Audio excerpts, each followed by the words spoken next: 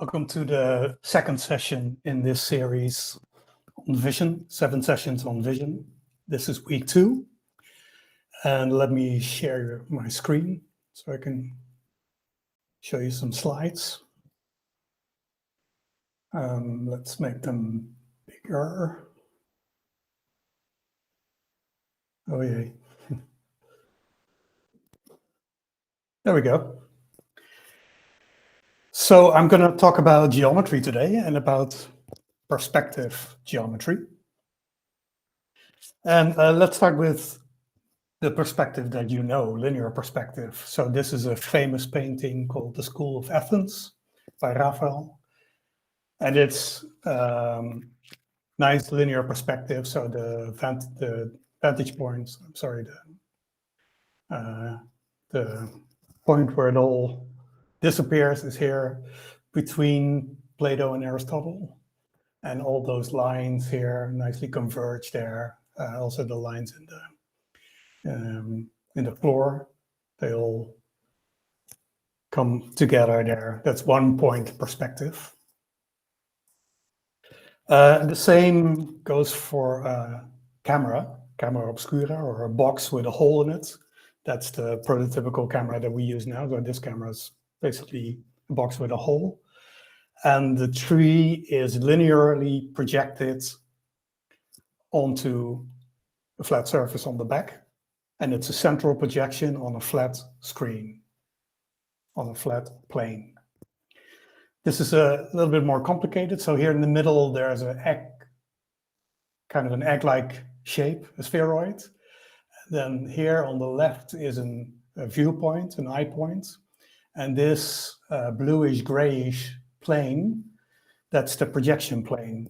So the egg is projecting an ellipse here on the flat plane with that central point F there as an eye point. I'm going to show a demo of this GeoGebra 3D system later, so I can also move it around so you can see it better. But that's all linear perspective, and that's the perspective that you know. And now we get to a perspective that you might not have heard of, and that's natural perspective. And there's simply no projection on a plane anymore. It's only about what are the visual angles of objects in the world that are seen quote unquote by an eye. And in this case, it's a tree, and the cone is nicely depicted.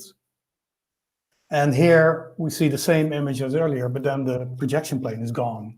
So now we're only talking about, okay, here's an object, a blue object, egg-like object. And it's projected, centrally projected in a point. And we can now talk about, okay, this is an elliptical cone. What are the properties of that cone? So the person who introduced it is Euclid, and that goes back 2,300 years. And Euclid is most famous, well, he was a Greek mathematician, although he lived in Alexandria, so in Egypt, but that was part of the Greek Empire.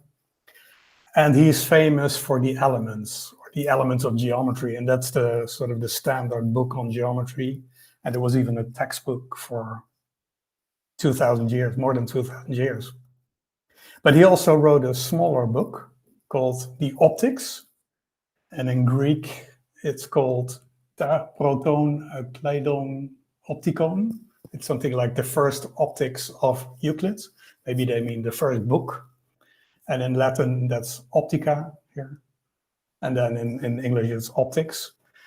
But basically, it's about vision. And it's only 16 pages in this translation by Harry Burton from the 1940s. Published in 1945. And it's very interesting and still useful. So it's quite readable. And it has the same structure as the elements, more or less, that it starts with definitions or postulates, 7 of them, you see 6 of them. I'll quote 3 of them later. And then it's basically 58 theorems with a little proof. So the theorems are still readable for us, but the proofs are very geometrical in a synthetic geometry sense. So there's no algebra, and it's not so easy to follow for us modern mathematicians. But you can still do it if you focus on it.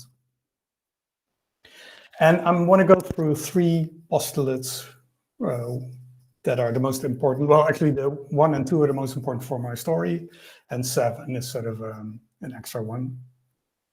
So the first one is, and I have to say this is a different translation from the one here in Harry Burton's version. I think it's a better one. So this is the one that you can find on Wikipedia, which goes back to historian of science David Lindbergh, who wrote a big book on theories of vision. So let's go to the first one. It says that rectilinear rays, so straight lines, light rays, proceeding from the eye, and they diverge indefinitely. So basically, Euclid states that rays start from the eye and go to the objects. We don't believe it anymore, and it's because it's the geometry of lines, but in geometrical analysis, it doesn't really matter. The second one is the one I really like, and that states that that the figure contained by a set of visual rays, you can look down here, like this person's looking at this vase, and all the red lines, those are a set of visual rays that is a cone of which the vertex is at the eye, I'm sorry. And so the apex, the sharp point of the cone is here in the eye, and the base, so that's right here, is at the surface of the object that is seen. So basically, those are all the light rays that graze the surface of that vase or of the objects. And they together form a sort of a cone. We'll get into that later. And then there's a bunch of other postulates. I won't go into them now. But in the 7th one, Euclid is actually talking sort of about acuity and about resolution. He says that things seen under more angles are seen more clearly. So let's go at the next picture. So this blue visual cone with from a vase that is closer has more lines than the red one for an object further in the distance. So in other words, it's more clearly seen. We would say you can see it in higher resolution. Because it's closer, and in camera terms, there are more pixels representing that vase close by than the vase far away. So this concept of the visual cone was introduced by Euclid to try to understand vision, and he was the first to formulate a mathematical theory of vision. And then we have to wait a long time before a vision scientist actually takes this concept seriously again. We're going to James J. Gibson, and especially his book from 1986. So he was a psychologist, and later on we call him ecological psychologist, ecology, because he was focusing on what the visual system can pick up in the environment. And he was in the army in the Second World War, and he was basically studying how pilots see the world and how they can fly a plane better. And he was sort of studying that. And then he came up with a bunch of concepts that are now attached to his name and still famous. So for example, optic flow. So he imagined a pilot flying airplane along an airport there, and then the points on the ground plane actually go towards him and diverging. So he was basically analyzing the flow of the points on the ground or on the surface of objects, and that was called optic flow or optical flow. And you can also do that when you approach the airport. So one point is sort of stable, that's where he's going, that's where he's heading, here the point in the middle. And then all the other points sort of diverge from that focus of attention, it's called. And I personally don't really like this analysis and this approach because it's all focused on points in the world, on surfaces. And I think his other analysis that that is in his book, The Ecological Approach to Visual Perception. By the way, he's analyzing the optic flow field of a bird in this case. And this is on the cover of the book. But now he's going into what he calls visual solid angles and what Euclid called the visual cones. So let's see what he means. So here in this picture, there's a sitting woman, and from her eye, and now the eye is basically a point if you look at all the rays. So she's seeing this light bulb on the ceiling as one visual cone. And then, for example, this little table here, she sees that another, and that's more of a rectangular visual cone or a trapezoidal one, if you do it correctly. And then the idea is she's standing up. So the direction and the visual angles in her field of view, in her vision, is changing. So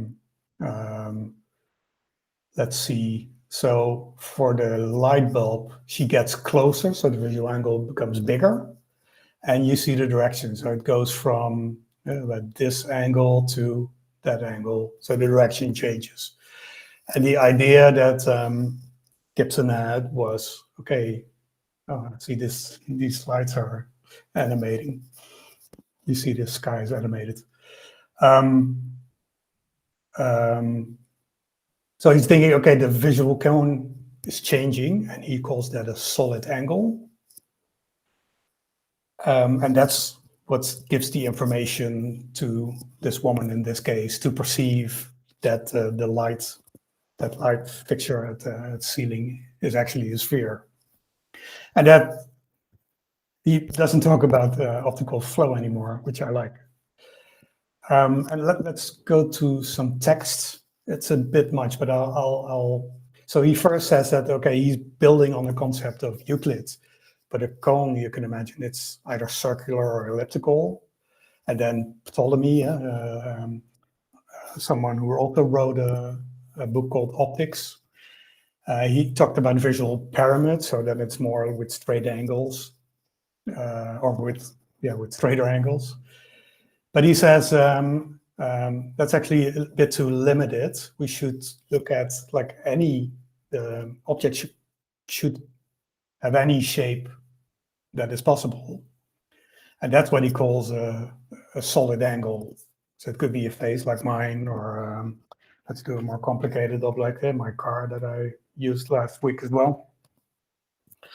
And then he says in this line here, to go back, we can now note that the solid angle shrinks as the distance of the object from the apex increases. So I can mimic this by saying, okay, you see, I'm going further away from the camera, so my head shrinks. So the visual cone becomes with a smaller angle, and I'm getting closer again at a wider angle. And the other thing, and I don't agree with him on this one, that if the object is slanted like this, and if you look at the distance between my eyes, can we see that a little bit? Okay, and then I'm doing like this, then in the projection that's smaller. But I don't think that's, it's correct if you focus on that one. I think he should have focused on the entire object. And then I showed that last time as well, is that in the projection, my head is actually getting wider when I look at left or right. Anyway, so distance, the further away an object is, the smaller the visual angle. And then there's some law, and we'll get into the details of that. If you change the attitude of the object, like I changed my head now, then there's something going on with the aspect ratio of the visual cone, or of the solid angle here. And he says those are the two main laws of perspective. And he means the laws of natural perspective, because we're not talking about a projection here. So if you go back to Gibson's room with the solid angles, that's the analysis of going from one position to the next and seeing how the visual cone of this, for this spherical lamp has ceiling lighting. My English is degrading, sorry. Or a similar thing for that little table here on the bottom. And that has a rectangular shape, I'm assuming. So that will be a trapezoidal visual pyramid, like Ptolemy was talking about. All right, so Euclid talked about visual cones. Gibson talked about solid angles, visual solid angles. And now I want to turn to geometry, because we have, in this century, a new development in geometry. And this is due to Norman Wildberger. He published the book Divine Proportions in 2005. And he's actually especially well known for his YouTube channels, Insight into Mathematics and Wild Hack Math. And I can recommend binging on this channel. I did many times. And it's just excellent. And he came up with trigonometry. By the way, this is a book, and also the backside of this book. And you see a picture with him with the goatee that he doesn't have anymore. Anyway, he came up with a new way of looking at the geometry of triangles that makes trigonometry very simple, but also my analysis using visual cones and that type of things for vision makes it way simpler. So let's start with the first concept that Wildberger introduced. And that's called quadrants. And quadrants is basically the square of the distance. So for this triangle A here, for this triangle here, that bottom line segment has quadrants A. And we denote that with that little rectangle there. And you can translate it to it's the distance squared. Then the spread is basically, well, what we used to call an angle between two lines, here denoted by S. And you can translate it back to the trigonometry that you learned in high school, that it's equal to the square of the sine of the angle here. But listen carefully, it's not defined like that. You can translate it back to classical trigonometry, but it's defined in its own right. And this is just a translation and a way for you to get into it. But it's not defined like that. It doesn't need to be. It's much more clever and advanced. So let's look at a right triangle. So the angle in the bottom right is 90 degrees in all terms, or perpendicular. So line segments A and B are perpendicular. And in this case, we have A, B, and C in quadrants. And then S here is the one spread that we need for the definition that I'll come up with soon. First, I'd like you to notice that we can already see here that the Pythagorean theorem holds. And in quadrants, that's very easy. It's A plus B plus C. So in all terms, if you do it in distances, it's A squared plus B squared equals C squared. But this is simpler. So A plus B is C. So that's nice. You can already see the simplification. And now the spread is defined as the opposite quadrants A over the hypotenuse. So that's really simple, and you can see it's a ratio, and it's a ratio of quadrants. So that's where rational trigonometry also got its name from. It's rational. So these are rational numbers. And if you do everything rationally, so also all the quadrants is in rational numbers, this is just a perfect, beautiful theory. And then every number that you go with is exact. So you can express the spread exactly or quadrants exactly. And to do that, to get to other numbers, is Wildberger defined some laws.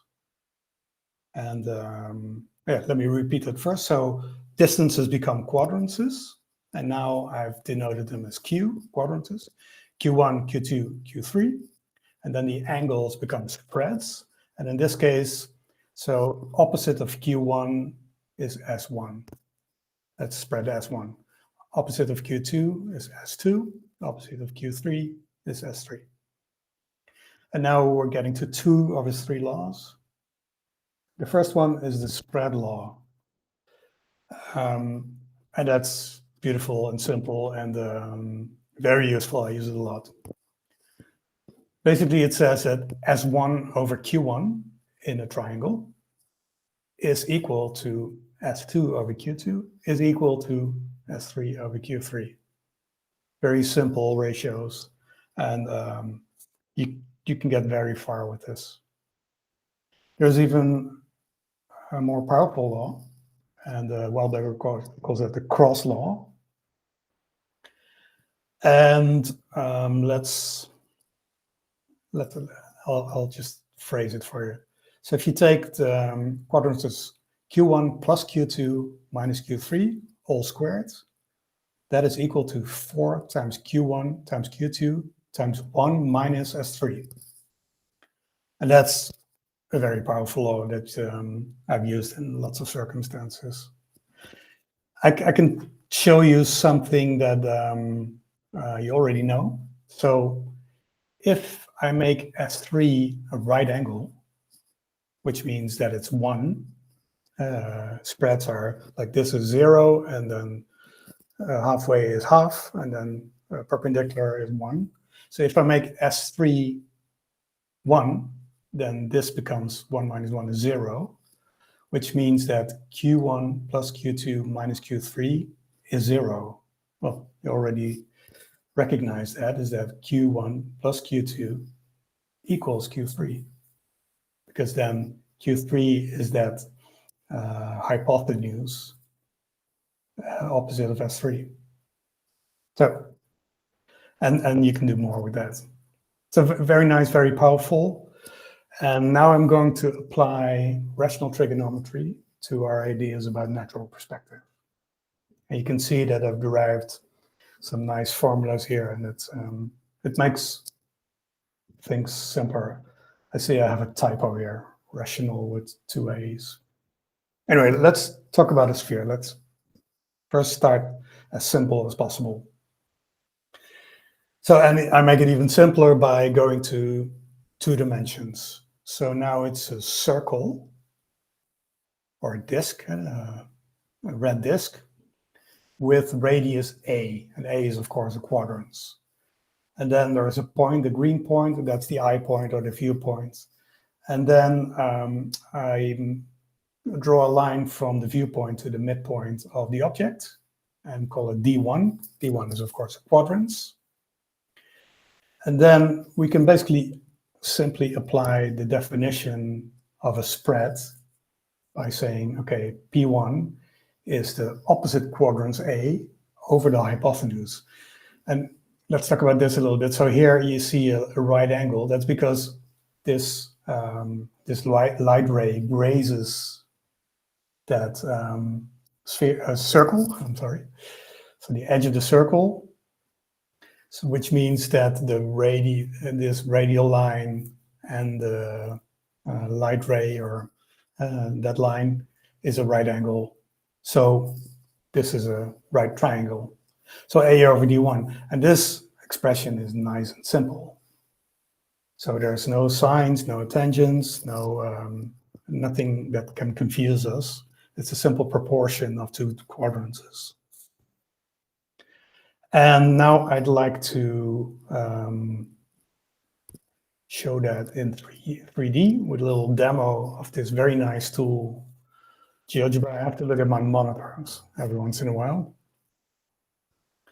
So here, this blue thing here, that's a sphere with a radius of 1. And then here I'm drawing an eye. And of course I prepared this. So now I'm going to have the GeoGebra draw a visual cone for me. So here it is. So now I can also move this so you can see it from.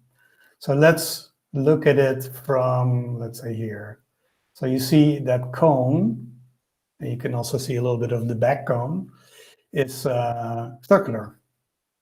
And we can also look at the object here, and it's a circular cone. If you look at it from the side, can we look at it from the side? Maybe I want to, so I can change this and put it on 0. Oh, I don't want, I want to go home now. Okay, so if I look at it from the side, you nicely see that the green cone grazes the surface of the blue ball. It's a blue sphere, and it nicely goes through that eye. So that's all dandy and nice. I can, let me put this a little bit up and a little bit, I want to put it a little bit further away. Can I do that? Yeah, like this. So, and now I want to go, sorry, I need to go look behind my monitor. What I can also do now is I can add a projection plane. See that? So it's a vertical plane between the eye and the object. And I can also show you what the intersection is. You see that? That's a blue circle, or a blue ellipse actually. So I can let it rotate. So it's a flat, so now the sphere is projected on that flat plane. So it's linear perspective. And it's a central perspective, so it goes to the eye. Let me stop it here. One observation is that if we look at it a little bit like as flat as possible, that we can also see, let's go up a bit, yeah, that the red projection is an ellipse. It's only a circle when we go to the middle. Let's see if I can do that. Yeah. So now I'm like, it's all aligned. Let me show it from the side. You see, now it's a circle. Anyway, so, but the focus is on that we don't have a projection. We'll talk about that next week. And we just have that cone. And we'd like to say some, or we'd like to use the cone and the properties of the cone. So let me go back to my slides and show you what I can do with this. I think I'm going too fast here. Yeah, I'm going a bit fast, but bear with me. Is that yeah, I need to go back to this formula. So P1 is A over D1, but if we have two viewpoints, then there's also P2 is A over D2. And what I've done here in this picture is, this is two cameras with a sphere in the middle. It's drawn in 2D, but you have to imagine it's 3D. And we know the quadrants between the two camera points. That's called E. We also know the spread between that baseline and the direction of the cone. It's a circular cone and it has nice symmetry. So U1 is the spread between those two lines, and then U2 is the spread between those two lines. And then P1 and P2 are the spreads of the visual cone. Actually, it's the semi-spread, sort of the half cone. So in classical parlance, you would say half angle for a visual cone. And then you can derive, and I'll refer and put a reference in the notes to a video where I derived this and explained this in more detail. But you get two formulas for the price of one. So the diameter or the radius of that sphere is P1 times U2 over U3 times E. So you use that base quadrants. And similar thing, A is P2 times U1 over U3 times E again. So that's nice that you have two formulas for the same entity that you want to know. So I've applied this to this drawing because here there are two viewpoints that this woman has on that light fixture here. And so here I've denoted it as a red circle. It's now all in 2D, but the formula stay the same. And I know that the diameter, so I'm now talking about the entire diameter of that circle, is 120 pixels. And now I have a green cone and a yellow cone. And then the blue line is the base, what we called E in the formula. So the green cone has a smaller visual angle and a slightly different direction than the yellow cone. But together, they give two predictions for the diameter of the circle in this case. And the first prediction is 120.2 pixels, and the second is 120.9. And the mean of that is 120.5 pixels, so half a pixel off. And because I have two predictions, I can do a little bit of statistics, very small statistics. I can do standard deviation with two measurements, and it's half a pixels. So half a pixel. So it's 120.5 plus or minus 0.5 pixels, which is a very, very nice result. And it's only 0.4%. The accuracy is only 0.4% off. And that's, of course, a little nice little drawing. I have a video on applying this in real life for light mass and like an actual sphere in real life. I'll put the link also in the notes. So that was the whole story about spheres.